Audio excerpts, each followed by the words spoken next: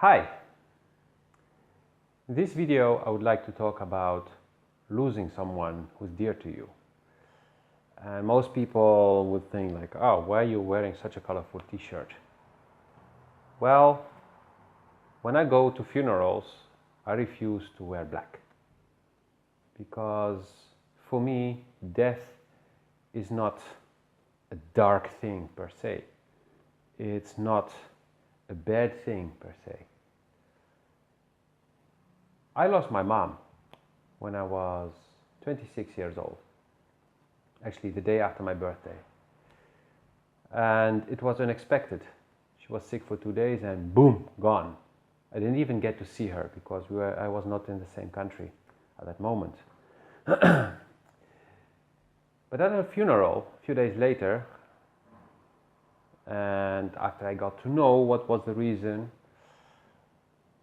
I remember looking at my father and telling him like, hey Dad, one thing, Mom didn't suffer, or at least not much. And that was comforting for us, because they had discovered that she had cancer the day before her death. But the results of the test were so extreme that an aunt of mine who was working in the hospital ordered the test to be done again because she could not believe the results. And my mom didn't even survive to hear the results of the test. She had leukemia, and on the inside she was completely gone. It was incredible that she had been walking and doing everything until 2 days prior to her death. But if they would have noticed earlier, they would have postponed her death.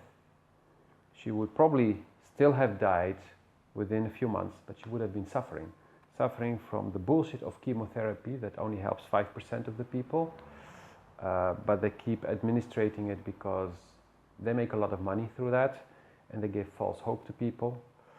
And it would have been hell. And she only suffered for 2 days. And then she was gone. And I'm still happy about this. Yeah, it sucks for the rest of the people because suddenly she was not there. It was also her birthday a few days later. The day before her funeral was her birthday. So people were calling to congratulate her because they didn't know yet she was dead. So imagine me picking up the phone and then somebody like, hey, congratulations with the birthday of your mom, and can I talk to her? No, Mom is dead. And then realizing, oh, you don't just say it like this. And then hoping you would not hear a boom on the other side, the person fainting. But luckily, it happened once, and then that person started calling all the people in Holland to inform them so nobody else would make a birthday call. And yeah. And yes, it was tough on me. Tough because I was missing her. I don't believe it's tough for the person dying. Because, especially if you have a quick death, there's not much you can worry about. And once you're dead, you're dead. Your problems are gone. Your suffering is gone. Your worries are gone. So, it's us who stay behind, who are suffering, who are upset, who are angry at God or at the illness or at the person who killed your loved one. And yeah, there are different ways of dealing with this. But if you take a moment, just try to zoom out or to see it from that person's perspective. And if you have a chance, you know somebody's dying, have a talk with the person. I didn't get that chance. I suggest you really do. Tell that person whatever you never had the courage to say before. The truth. When people know they're dying, they can suddenly handle a lot. And they also start to say a lot. Because they can handle a lot, they're not afraid anymore. and they appreciate the honesty, your honesty, and they become also very honest. So they start apologizing for things that I've done many years ago and they never had the balls to apologize for. They start telling things that they have done that they were ashamed of. Yeah. And ask them, maybe not for them, but for you, what are their regrets about life? And what are the best memories? You may be surprised. Except for a few crazy people, nobody will say, "Ah, buying that Ferrari, or having that big ass TV, or having that Gucci bag." No, they will talk to you about things that matter in here. And that's why I encourage you to have a talk with them, because we'll be talk from here. And you have nothing to lose. Not your reputation, your ego has nothing to lose, you have only to win. And they may give you answers from a very high level of wisdom. Things that will put you to think, things that can help you improve the quality of your life. And also tell them how you feel about them. You can tell them about how you feel that they're dying. Yeah, it sucks. I hate it. I don't know how to survive without you. Well, it's bullshit, because you will survive without the person. You just don't know how, but that's fine. But if you've been watching a lot of my videos, you already know you do not need to know how to do certain things. Once it's on your path, you will get the tools to do it. So focus on telling them what you feel, how you feel about them, what are your best memories. And they can be emotional. That's okay.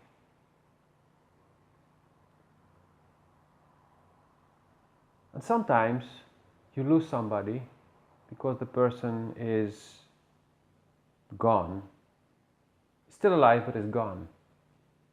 Can be physically gone and you are not able to talk to the person anymore, or the person is mentally gone, like Alzheimer's.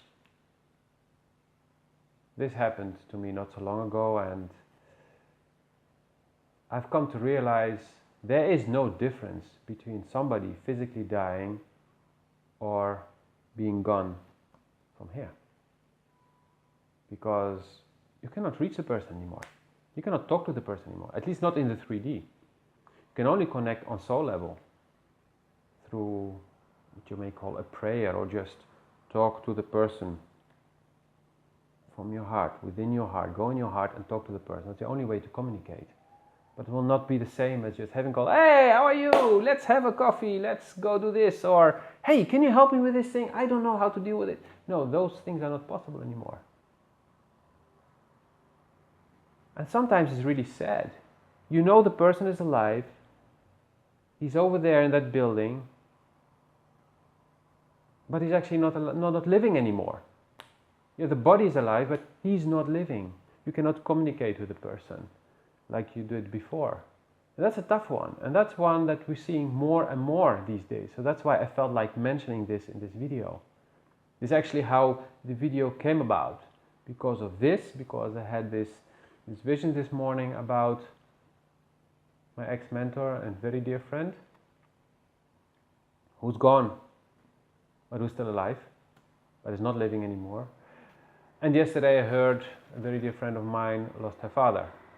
She knew this would happen, so she had time to spend with him. But yeah, this is why it's so important that for the people that you care about who are still alive, to take time to really interact with them from here, not from here, from here. Be honest, open your heart to them, and let them in. And after people die, you can still talk with them. You can communicate with their souls, but it's not the same. So these are two things you can do, and I encourage you to do both, because it will help you. I'm talking from experience here.